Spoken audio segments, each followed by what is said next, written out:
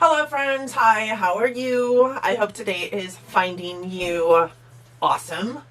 Today's video I'm so excited to do. It is the next video in my palette roulette series in which I review a palette that's in my collection that might also be in your collection, show you some looks, tell you about my findings in the palette, and then pick a new palette for the following week. So basically this is a 1 week, 1 palette kind of review. And it's just really about trying to utilize the palettes in my collection versus continuing to bring in new palettes. Now, you all know I'm kind of a palette junkie, so I'm still bringing in all kinds of new palettes, but y'all, this is episode 129, which means I have reviewed 129 palettes for you in the time that I've been doing this, and we're doing it every single week, 2.5 years almost, in a smidge bit of years. That seems absolutely insane to me. This is the longest running series on my channel and probably gets the least amount of views. Probably should stop doing it, but I just love doing it. So with that being said, if that sounds like something you're interested in, or you know somebody that would be interested in, please share it out. I would love for you guys to share out my video, and that way maybe somebody else will see it that is also interested in going through the palettes in their collection with me. For those of you new here, hi, my name is Donna. I'm so happy that you found me today. I am a lover of all things colorful, high-end beauty and self-care, and I am what I consider your perfect partner in crime because I am a lady of a certain age who is always told, you shouldn't be wearing that, you shouldn't be doing that, you should not do whatever. And guess what? I'm out here, I'm doing it, I'm telling you it's okay for you to do it too. You do you, boo. We should all do the things that make us feel fulfilled within our own selves and really kind of not care about what anybody else says as long as we are proud of who we are and what we are doing. So with that said, I am a 40 plus beauty consumer who is not a makeup artist, who is just a lady who is out here doing it all on her own and teaching herself how to do these things, and didn't get into makeup until 4 years ago, and here I am. I hope that you will find that I am as much of a kick in the pants as I think I am, and you really enjoy yourself here and will consider subscribing before you go. With that said, today's video is about the Juvias Place Wahala 2 palette. This was a palette that came into my collection not that long ago, actually. It was around holiday time, and I was spending every single day in one of the stores in my district because I was trying to, well, number one, you know, pandemic. Number two, I was trying to help them out through the holiday season, and I have an arch expert in that store that is really great about making sure that I leave there with something new every single time. This was one of those things, and it wasn't one that had fallen on my radar. And I think that it hadn't fallen on my radar because of the glitters in the palette, which I will get to later. Because I'm not a pressed glitter kind of person. I'm not a glitter kind of person, honestly. That's one of the things that they tell me I shouldn't wear that I don't wear, but it's not because I shouldn't wear it, it's because I'm terrified of it. So there's that.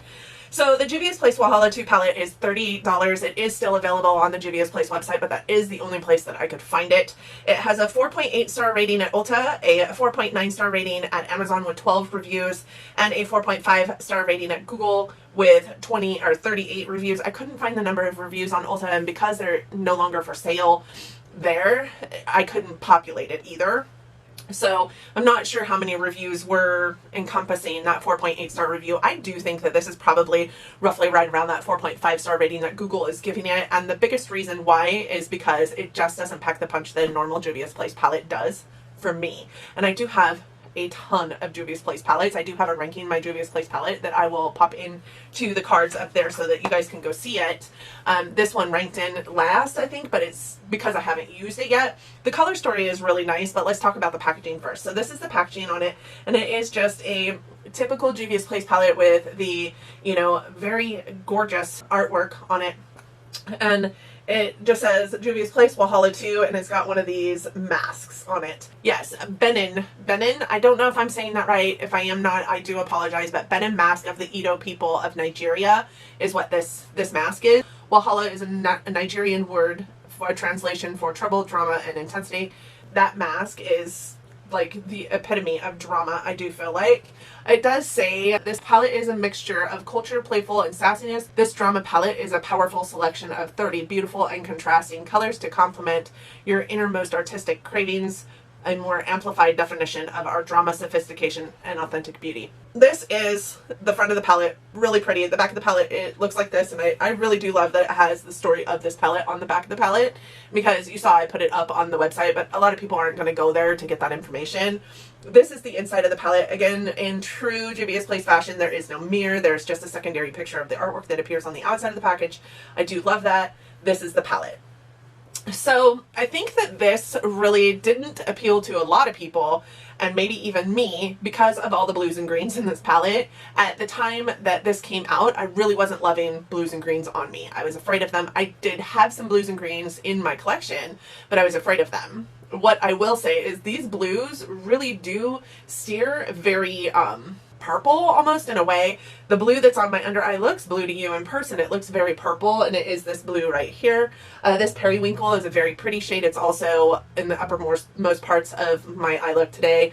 And this eye look is mainly green. It's this color green here and this color of green here, but because this is a duochrome green to blue, it looks very blue. It does look kind of tealy on the eye look, which I appreciate, but a lot of these blues are actually very purple. This palette is very much the rainbow palette, right? It was launched November 2nd for holiday. There are 30 shades in here, and there are 5 different formulas in here. They include glitter, shimmer, matte, duochrome, and then this one multi-chrome shadow here, which I don't know to you guys, as I'm looking in the monitor, it looks very vibrant fuchsia pink. To me, from the side here, it looks very green. It is a duochrome that shifts, or a multi-chrome that shifts from like gold to green to pink, or pinkish purple, which I think is beautiful. It was limited edition when it launched, but it is still for sale at Juvias Place, as I mentioned. It has 10 mattes that I could count, 3 glitters that I could count, even though the website says 4. I only see 3, unless they're considering this one a glitter, which I considered that more of a intense shimmer, to be honest, because the other 3 are very different. And then 1 multi-chrome, 5 duochromes. It's really a beautiful palette. And I did put a question mark next to the 5 duochromes because I really think that there are some in here that I didn't get to play with. I mean, it was only 1 week. I only have 2 eyes. I did try and get as many colors in an eye look as possible, but even the 4 eye looks that I did, if I put 5 shades into those 4 eye looks, I still wasn't going to be able to use every single one of these shadows. I did use a good majority of them, though. A lot of the shimmers did get missed, though. And and of course I was not going to be using the glitters. We all know that. This row over here, I think I used every single one except for this one and the glitter, of course, because they're just also monotonous and they're the same finish for the most part, so I didn't get all those in. But this works best with the primer. I used a white base primer that was actually very dry, so that the shadows that went over the top of that white base primer had the opportunity to stand out as much as possible. The one I used was the ABH eyeshadow primer. I have actually really loved that eyeshadow primer, and I'm not sure that a lot of people do love that eyeshadow primer, so I might be the only one, but I do like it. It actually is the white that isn't on the outskirts of my eye look. The multi-chrome, stunning. This guy is stunning. Let me swatch it for you, because you know with 30 shades I'm not going to be swatching this whole palette. This is the multi-chrome, and I don't know, you guys can see it a little bit there. It shifts from like a green to a gold to a like really deep fuchsia purple. It is just so pretty, and one swipe craziness. I do have this in an eye look. It is stunning, and it is so pretty with anything that you put with it. Can you see the shift? Like, I just can't get over the shift. Those of you who aren't new know that I don't have a whole lot of multi-chromes in my collection. I think the only multi-chromes, like true multi-chromes that I have in my collection are those in the Trio Chrome Natasha Denona palette, and I think she could have done better. So we'll just go on record saying that. I do love Natasha Denona though, so there's that. The shimmers are beautiful as well. I feel like they are maybe even better than a lot of the other Juvias Place shimmers that I have in my collection. They're a true shimmer versus like a creamy, shiny, sheeny matte almost, which is very strange. I do love the shimmers. This one was a favorite of mine. I put it into the inner corner of one of my eye looks. So pretty. This one also a favorite of mine. I put it also into one of my eye looks. This one is kind of actually a wee bit duochrome, as is this one over here. They blend very well. They pack beautifully. They do not create any kind of like texture on an eye that I have seen Juvias Place shimmers create in the past. So I love Juvias Place as well. It is my favorite affordable brand out there, maybe not necessarily drugstore, but definitely affordable and indie. I have, however, seen their shimmers create a little bit of texture in my eye, which I haven't liked in the past. These ones didn't do that. The white that I have in the inner corner of my eye right now is one that in past Juvias Place palettes, I have seen their white shimmers actually not be very nice to mature eyes. I do think that this one is. The glitters, however, are large and chunky glitters. I did try this one, not necessarily in an eye look, but like on the outskirts of an eye look. And I didn't take a picture of it because I don't use glitter often enough, and I don't really think that I do a fantastic job of it. So it was one of the eye looks that I hated so much. But I don't know if you guys can see, it's just super chunky glitter, and it doesn't really stick to your eye, even though it's in a pressed formula, even though it's got like that, like almost, I think it's glycerin base to it. They are such big glitters. So it does say, Dream, Wasted, Wicked, Too Much, Lust, Fury, Yab, ASAP, Goals, and Colo are not intended for use around the eye area, and those glitters are definitely in that mix.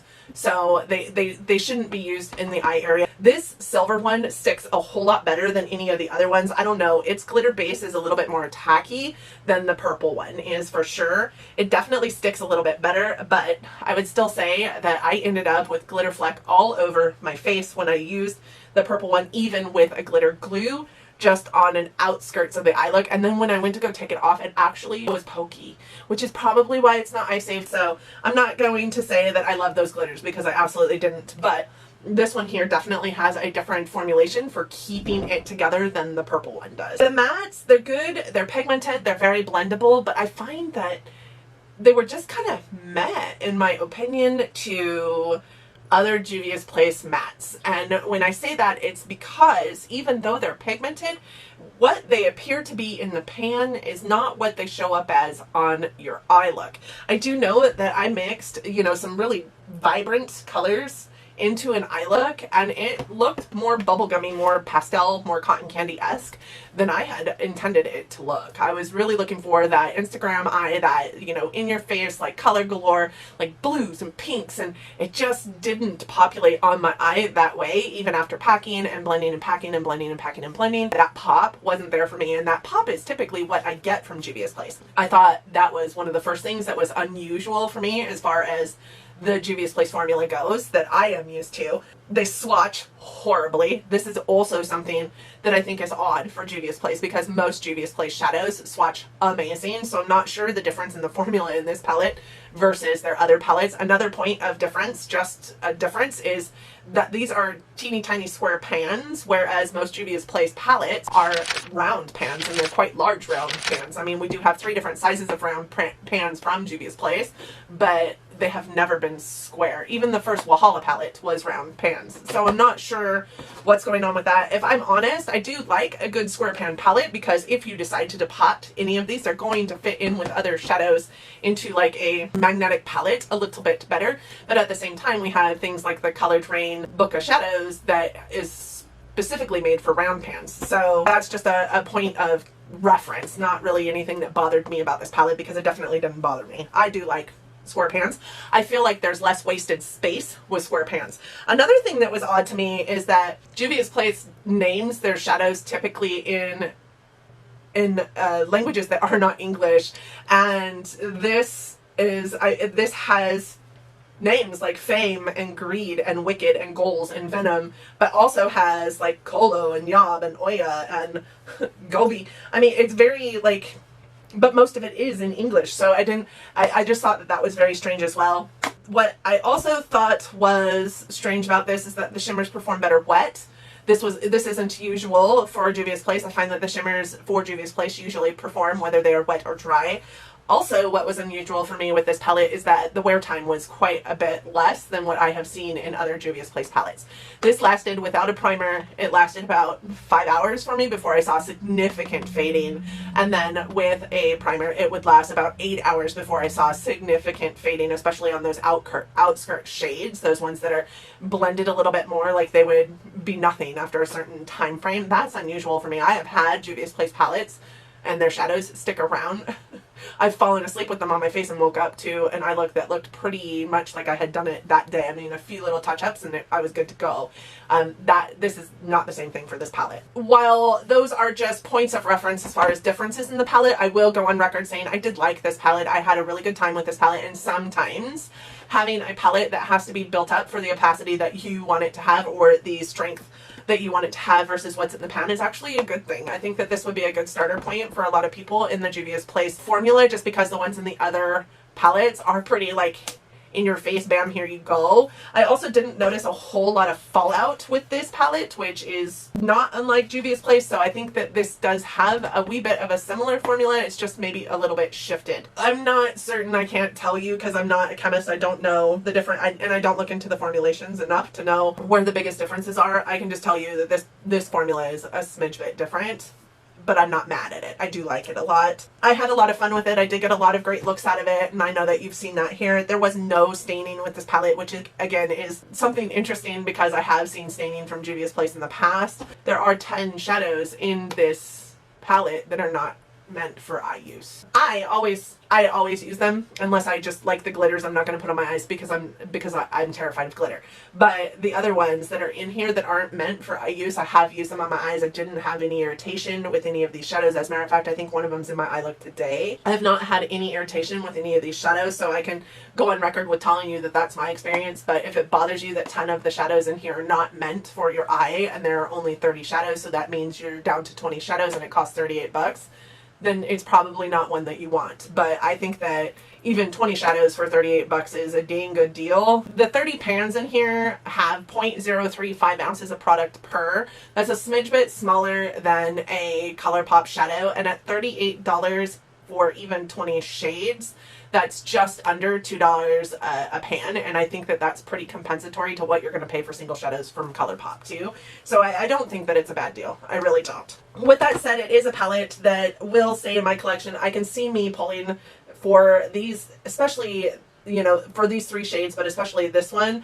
It might be a palette that I look at in the future and say, I'm going to try my hand at depotting this. But I will tell you that everything I've ever depotted, I've destroyed. So I'm not interested in depotting for that reason, because I don't feel like destroying it. But it might be one in the future that I do depot because of that multi-chrome. And really, there's a couple duochromes in here and that multi-chrome that I would want to save. But the rest of these shadows I do have in my collection over and over and over again, because I'm the queen of color, because I like, you know, rainbow palettes. They're colors that I have in my collection over and over. Do I think that you need it? Probably not, but it will stay in my collection for a little bit longer, and I'm gonna go pull the next palette and let you know what we'll be reviewing next week. Okay friends, the palettes that I will be coming back to you next week and talking about will be the Midas palettes that I received in the Midas mystery box that I purchased over, I think it was Valentine's Day. They are the Artistry Palette Volume 1 and Artistry Palette Volume 1.2, and I do believe that they're pretty one-noted. I'm not really certain that a person needs both of these palettes in their collection, if I'm honest, but with that said, there are some differences in them, so I'm anxious to see how the Midas formula works. I'm anxious to see how these compare to each other. They will also give me an opportunity to bring in some of my Project Pan colors, maybe like single shadows or whatever the case may be. They are different, but not hugely different. So with that being said, these are the 2 palettes that I will come back to you next week and talk about. I do hope that you'd be interested in that. For those of you who have tried Midas in the past, please let me know what your thoughts are on them. I would be interested to hear your thoughts specifically because I have not tried them yet. So do hope that you guys will join us for that video. I hope that you enjoyed this one. I hope that if you did, you're considering giving it a big thumbs up. It really does tell YouTube that we are out here and we are creating stuff that people want to watch. So it does help my channel. I also hope that you want to subscribe before you go, that you liked it or me enough that you want to do that. Please hit that button. Please ring that bell. Please make sure to hit the notification bell if you do subscribe. I upload content 3 to 4 times a week. I wouldn't want to not show up in your feed. With that said, yeah, cookies, that's all I have for you. And I hope that the world is treating you kindly right now. I hope you and yours are well. I hope that you are loving each other, but loving each other from afar. And until next time, bye friends.